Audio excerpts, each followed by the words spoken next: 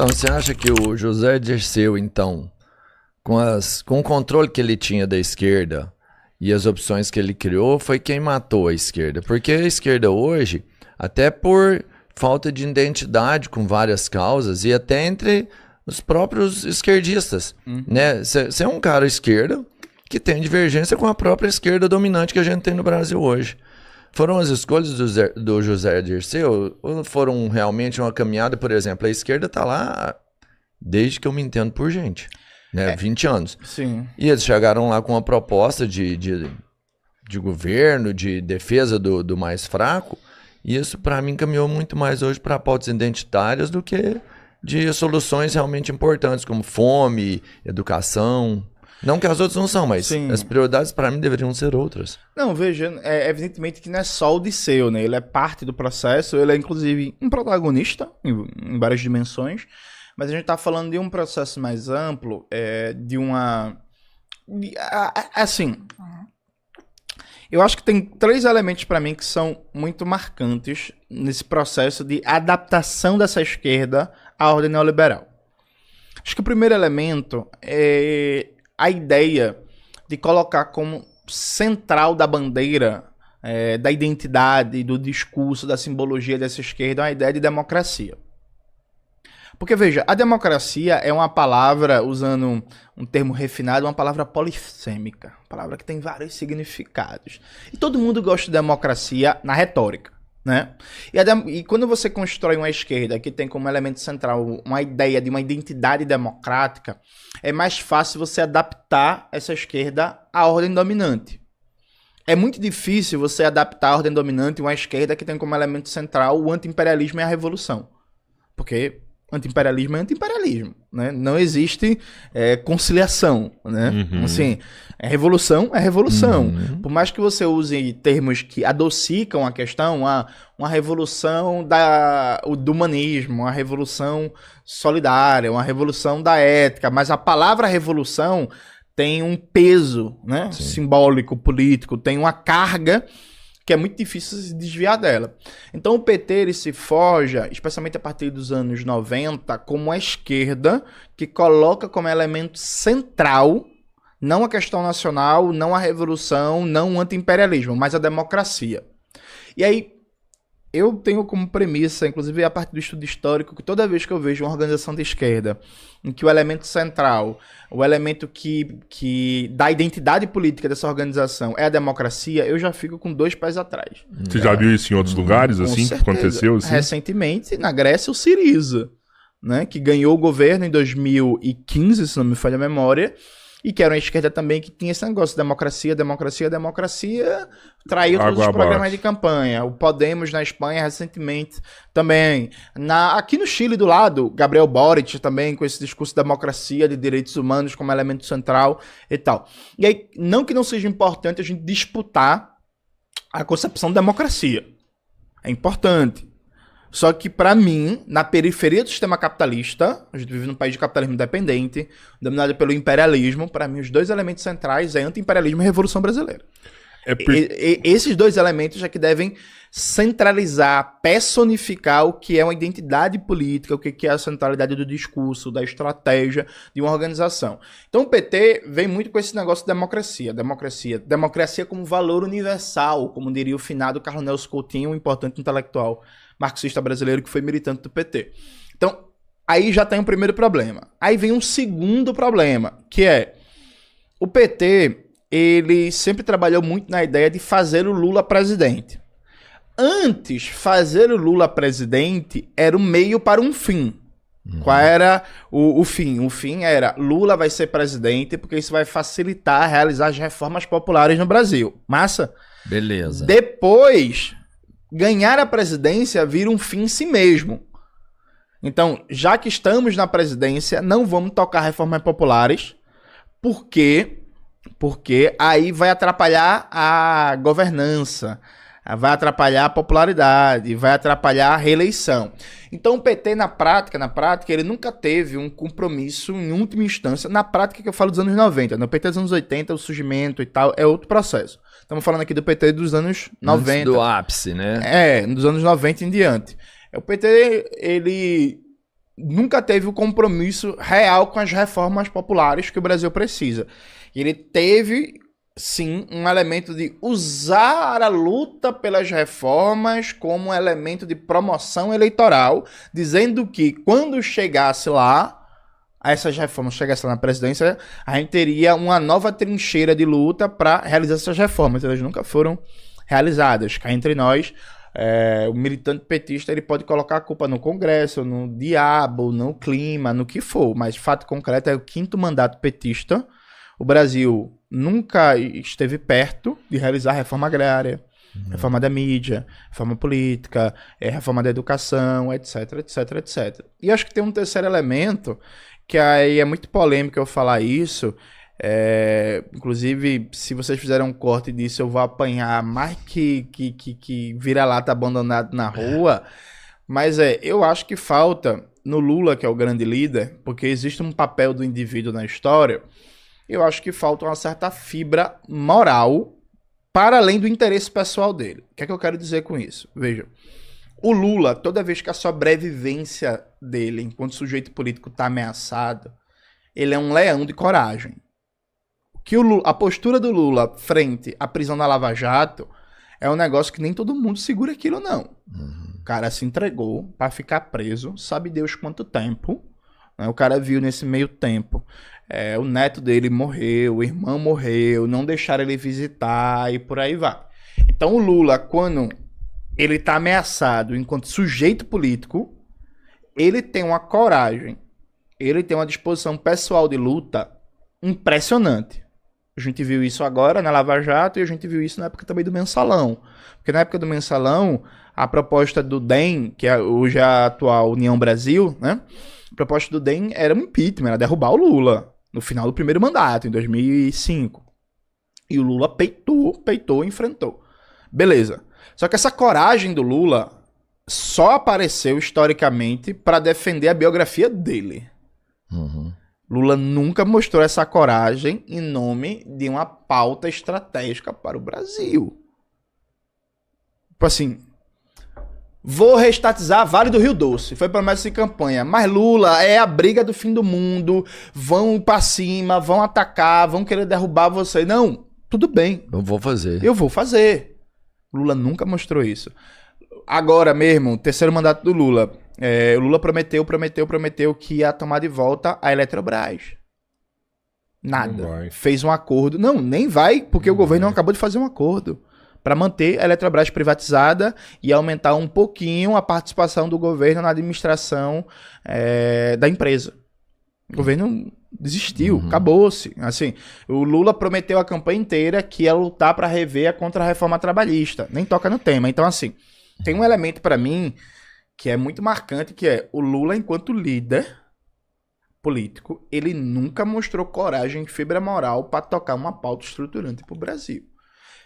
Isso hoje é muito impopular a gente falar. Daqui a uns 20 anos, 15 anos, vai ter uma porrada de historiador que vai estar lançando livro, biografia e tal, que a gente vai começar a se aperceber disso.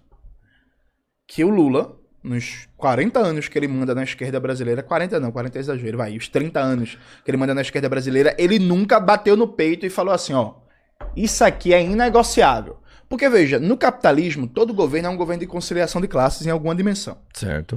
No capitalismo não dá pra você chutar o pau da barraca e brigar com todo mundo no governo, perfeito? Dito isto, o que é que se espera? Espera que você vai conciliar de alguns lados, mas você vai comprar briga de outros. Você vai traçar uma risca e vai dizer assim, até aqui eu consigo ceder. Daqui em diante, não. Inegociável. Daqui em diante é inegociável. É compromisso de vida, é pauta histórica, é negócio de... Daqui não.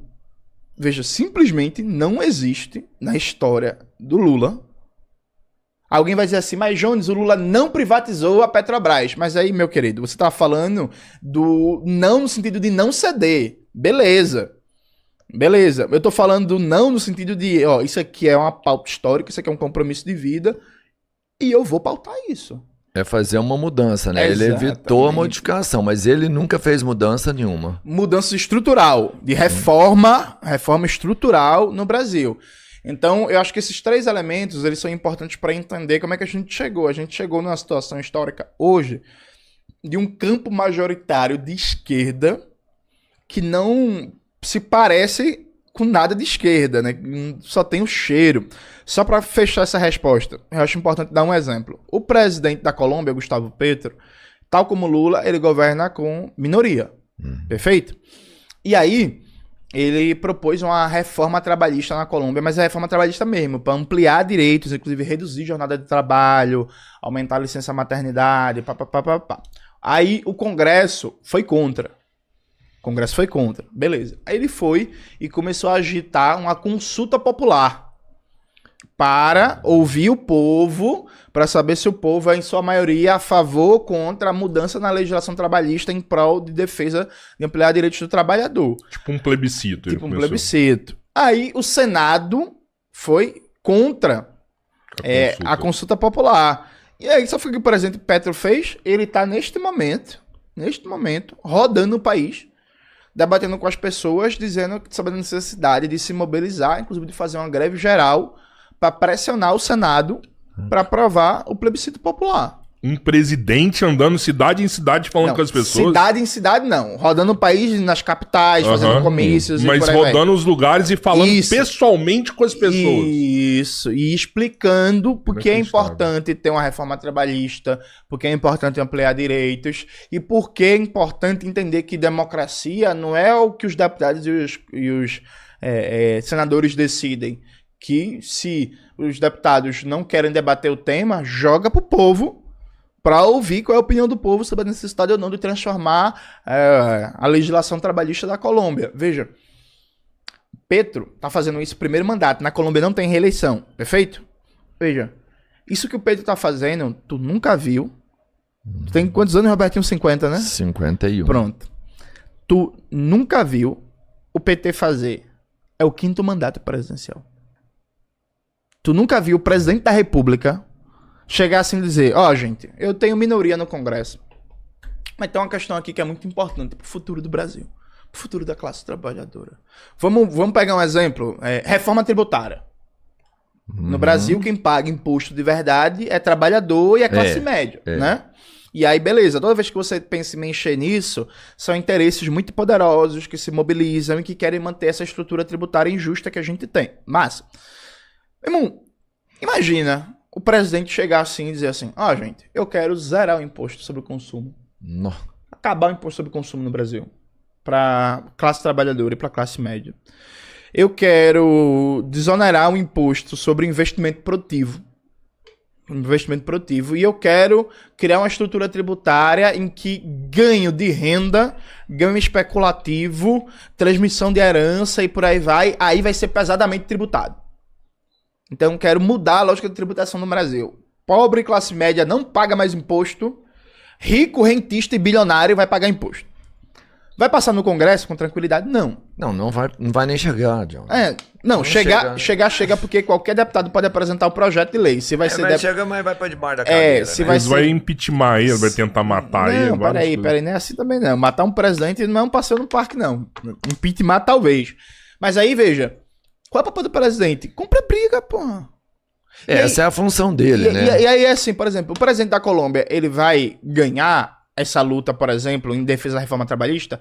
Pode ser que não, mas a partir do momento que tem luta, que tem mobilização, isso cria consciência, isso fica na memória das pessoas, o tema fica mais vivo, aí isso vira assunto de documentário, isso vira assunto de música, de filme, de obra de arte, de livro, de debate em escola, de grêmio estudantil, de movimento sindical. A pauta, ela se enraiza na sociedade, de tal forma que pode não ganhar agora, mas você cria as condições para ganhar mais para frente.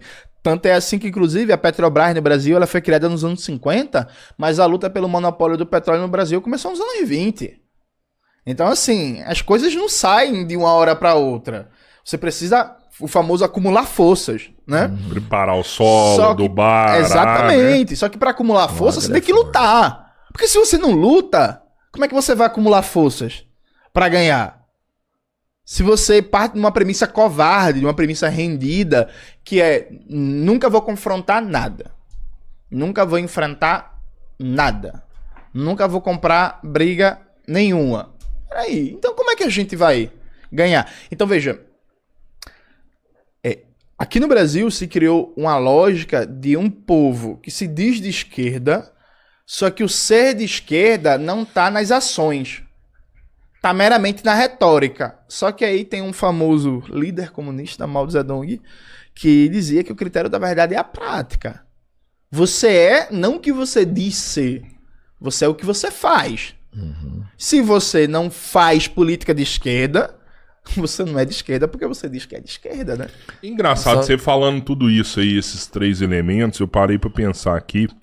Uma vez eu conversando com a minha tia, que ela faz parte da fundação do PT, ela me falou que em algum momento os intelectuais começaram a ser expulsos do PT. Sim. E foram pro PDT, né? Ou seja, o PT é um partido da classe trabalhadora, mas que está expulsando os seus intelectuais.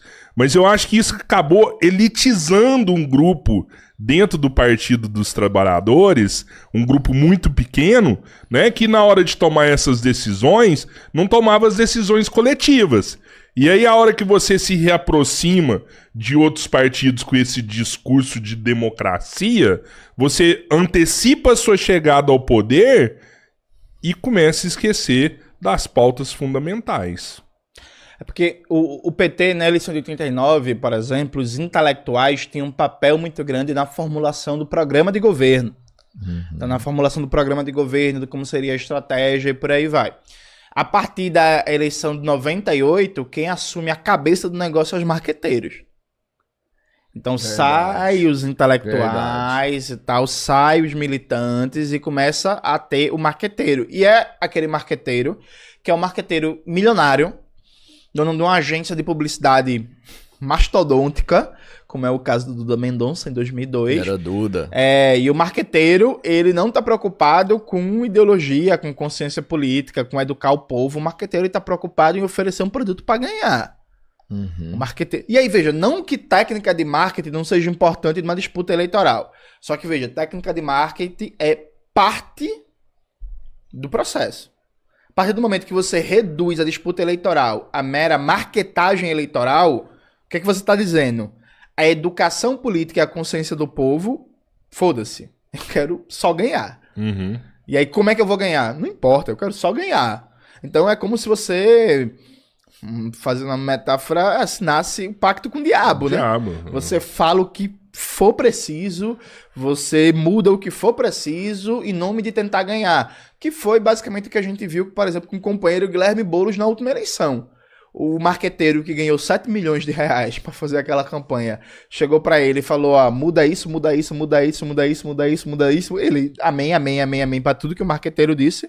A campanha foi uma campanha despolitizadora, foi uma campanha desmobilizadora, foi uma campanha desmoralizante do ponto de vista, inclusive, político, uma campanha deseducadora. No final, o marqueteiro não entregou o produto, não ganhou, né? Poderia que tivesse sido ganhado, enfim.